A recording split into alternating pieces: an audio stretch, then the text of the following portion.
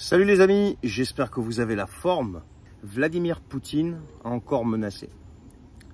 Vladimir Poutine a dit que les choses sérieuses n'avaient pas encore commencé et que l'Occident voulait le vaincre sur le champ de bataille et qu'ils essayent et que.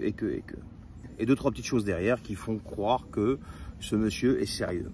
Alors il a dit ça il y a quelques jours et j'ai mis un peu de temps à faire cette vidéo. Pourquoi? Parce que je voulais voir les réactions en fait.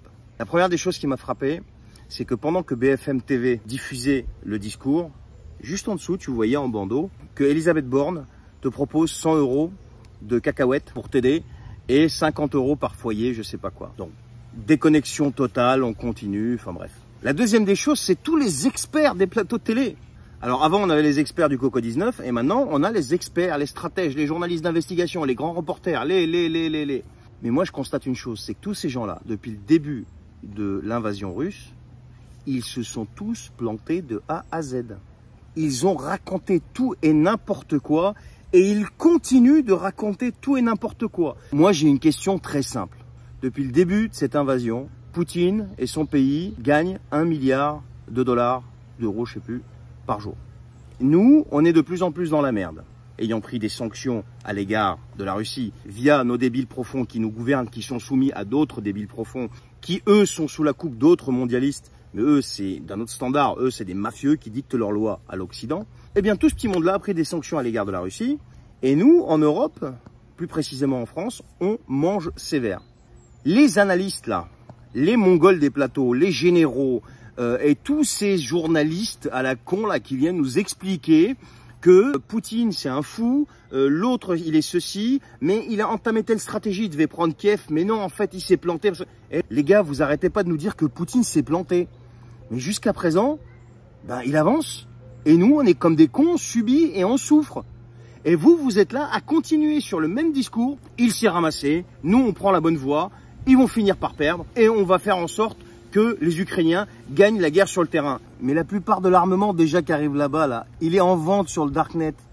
Ça, c'est la première chose. La deuxième chose, il y a 2 canons César qui ont été vendus à 120 000 $ pièce. Et c'est les Russes qui les ont achetés.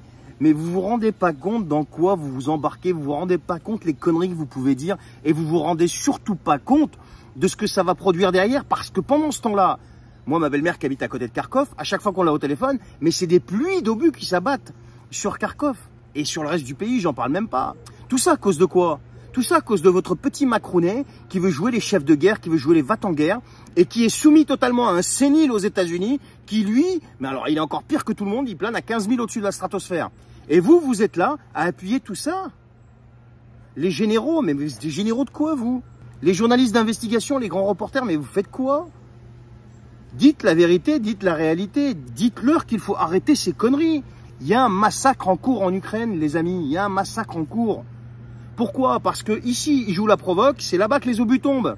C'est pas ici qui tombent les obus. C'est pas ceux qui provoquent, en fait, si vous voulez, qui se prennent les obus sur la gueule. C'est ceux qui sont en dessous qui prennent les obus sur la gueule. Donc, s'il vous plaît, fermez vos grandes bouches, là, les débiles de plateau télé, là. Fermez vos grandes bouches, là, les généraux. Fermez vos grandes bouches, tous autant que vous êtes. Arrêtez de jouer la provoque, parce que plus vous provoquez, plus là-bas, ça va tomber. Et là, vous allez me dire, mais ouais, mais quoi faire, machin, truc bidule, on va pas se soumettre à Poutine. Mais bien sûr que non, qu'il n'est pas question de se soumettre, il est question de sauver des vies, bande de débiles.